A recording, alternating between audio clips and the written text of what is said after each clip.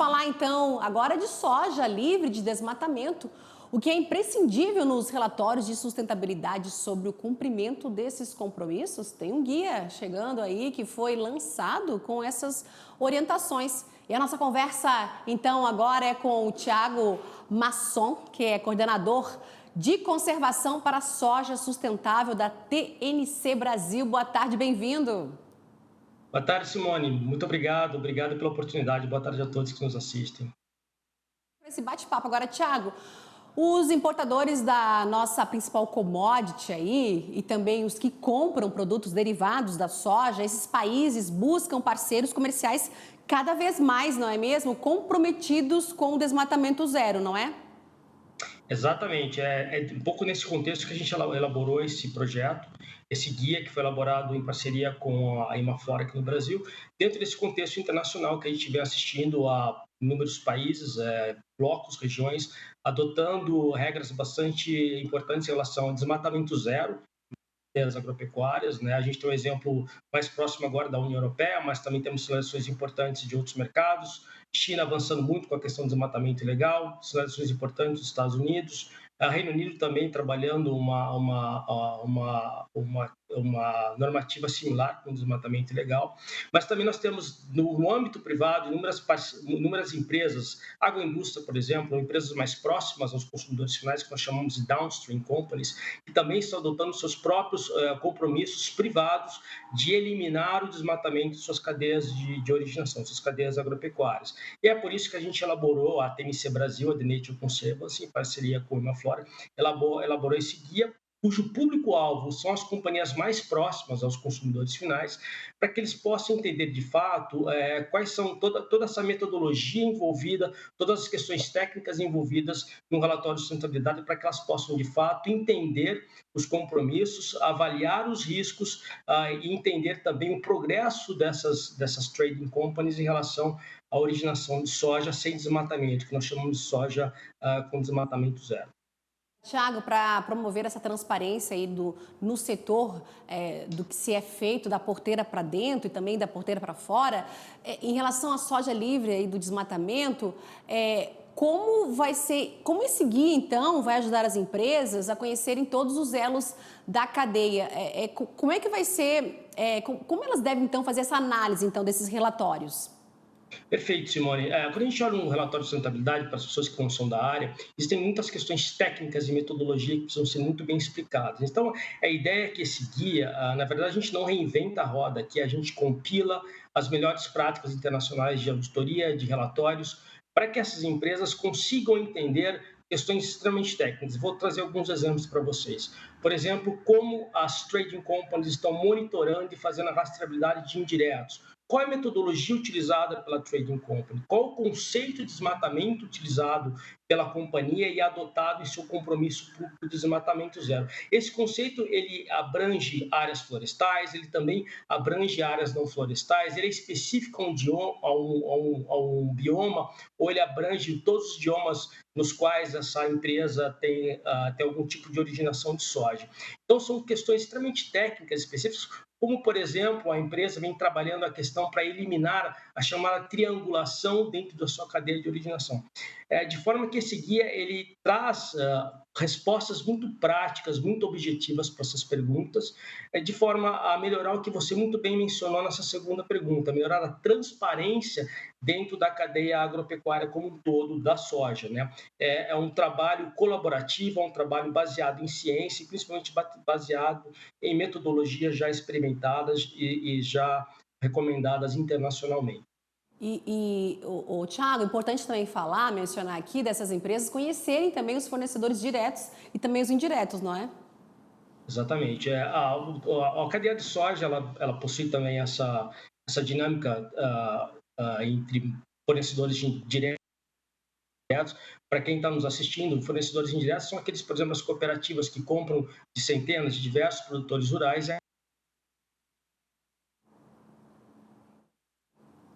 A gente perdeu o sinal, não. Voltamos com o Thiago. Thiago, prossegue.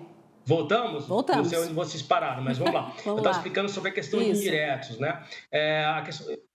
o guia traz respostas práticas para a questão de monitoramento e rastreabilidade, né? De forma a entender se o compromisso daquela trading company ela vai até a originação, até que ponto de sua cadeia de originação está esse compromisso. E mais importante, como funciona o monitoramento e rastreabilidade, não só para os diretos, ou seja, aqueles produtores que vendem diretamente para uma trading company ou também para os indiretos.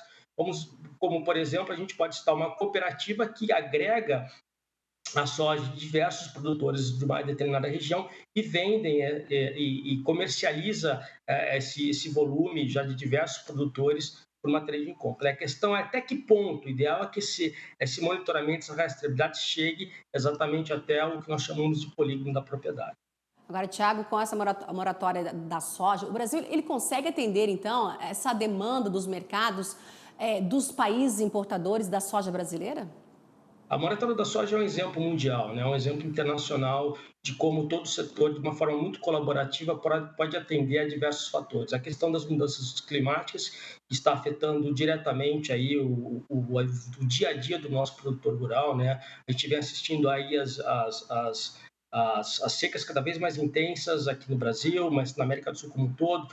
Hoje, o local com uma seca mais intensa e mais longa da história praticamente, está aqui na América do Sul, no Chile, ou seja, todas essas questões climáticas têm afetado a vida do produtor rural, mas também tão importante atender a critérios internacionais que estão cada vez mais focados na questão de eliminação do desmatamento das cadeias de originação, né? Soja é um exemplo, mas vários outros produtos também estão sendo objeto, né, de regulamentações internacionais. O grande exemplo é a União Europeia, que vem já debatendo uma regulamentação para eliminar a importação, não só a importação, mas a produção também de diversos produtos e comercialização de produtos associados a desmatamento, do conceito de desmatamento zero, é aquele desmatamento que envolve não apenas o desmatamento ilegal, e aí a gente tem a questão da fiscalização, mas também o desmatamento legal. E nessa questão importante, desmatamento legal, existem muitos produtores assistindo a nós. Nesse momento é importante também que todo o Estado, municípios, enfim, países e setor privado como um todo também tragam os incentivos financeiros, econômicos, para que esses produtores também consigam, obviamente, ganhar dinheiro com a floresta nativa em pé dentro da sua propriedade. Esse é um pilar importante, um pilar financeiro importante, um pilar que a TNC aqui no Brasil tem trabalhado muito forte, também em parceria com outros atores, não só aqui no Brasil, mas na América do Sul como um todo, para também incentivar e influenciar a entrada de todos esses pagamentos por serviços ambientais, enfim esses serviços, esses incentivos econômicos e financeiros para os produtores rurais. Agora, Tiago, eu queria uma análise tua. Eu já fiz entrevista aqui falando com a ProSoja, enfim, sobre a soja cultivada em área que já foi área degradada, né? Nesse caso, esses países compradores da nossa soja brasileira, eles aceitariam essa soja cultivada nessas áreas que estão sendo recuperadas? Esse é um exemplo importantíssimo, Simone, que você traz aqui para a discussão. E eu acho que, para a gente contextualizar um pouco, eu trago aqui a questão do Cerrado, né? Hoje, nós temos já mapeados mais de 18,5 milhões de hectares no Cerrado, já abertos em áreas degradadas, de pastagem degradadas, e boa parte desse volume de terra com aptidão agrícola para soja. Então, esse é um exemplo que nós temos aqui no Brasil, que a gente tem a condição de aumentar a área de produção, ao mesmo tempo sem derrubar nenhuma árvore no cerrado, né? Isso é uma questão importante e é uma sinalização extremamente importante para mercados internacionais, uma vez que nós temos que bem a questão, obviamente, da produção agrícola. Voltamos, cortou novamente, em balancear a questão da produção agrícola, da chamada segurança alimentar internacional, mas também com conservação da nossa biodiversidade, conservação dos nossos ecossistemas aqui no Brasil. Então, eu vejo particularmente que o avanço ter os incentivos necessários para que o avanço da área agrícola aconteça em áreas degradadas como um fator fundamental de competitividade do Brasil, não só no combate às mudanças climáticas, para atendimento das suas NDCs, mas também com uma seleção muito positiva para o mercado internacional. Agora, para a gente já encerrando, esse guia, ele atende, então, A gente citou aí no caso da União Europeia, atende então os requisitos aí, olha, estamos trabalhando, temos um guia com orientações importantes aí quando a gente fala no cultivo da soja no Brasil, atende essas especificações aí da Europa, pode ser um ganho a mais, e também temos a COP que já está acontecendo aí, o guia acaba contribuindo aí em relação a todos esses assuntos que a gente vem observando internacionalmente quando a gente fala da nossa produção brasileira?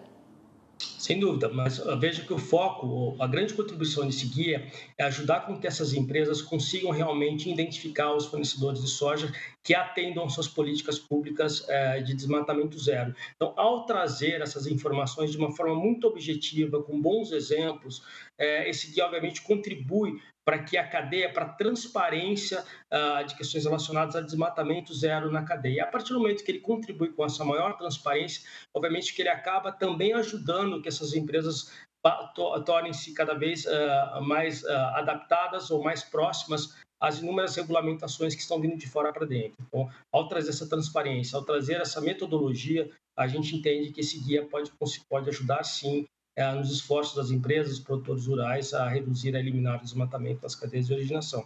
Importante ressaltar também, Simone, que esse é um guia voltado para as chamadas downstreamers, as chamadas agroindústria que utiliza a soja basicamente no seu processo de fabricação. Mas nesse ano também nós lançamos um outro guia focado para as trading companies, em que a gente trouxe as informações, as evidências necessárias para que as trading companies pudessem também reportar o volume de soja sem desmatamento em sua cadeia de originação. Então, são trabalhos complementares que nós estamos elaborando em parceria com a Imaflora aqui no Brasil, para que a gente possa dar uma contribuição na transparência do setor, já também focado nas questões, não apenas, obviamente, as questões climáticas, os impactos das mudanças climáticas, tanto para a biodiversidade no Brasil, mas também para a produtividade do produtor, para aquela pessoa, o produtor rural que está no dia a dia no campo, mas também olhando um pouquinho também para as movimentações e tendências de mercado internacional.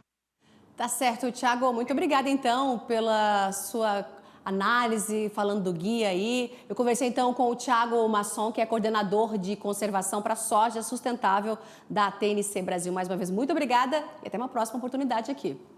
Obrigado, muito obrigado. A TNC está à disposição de vocês.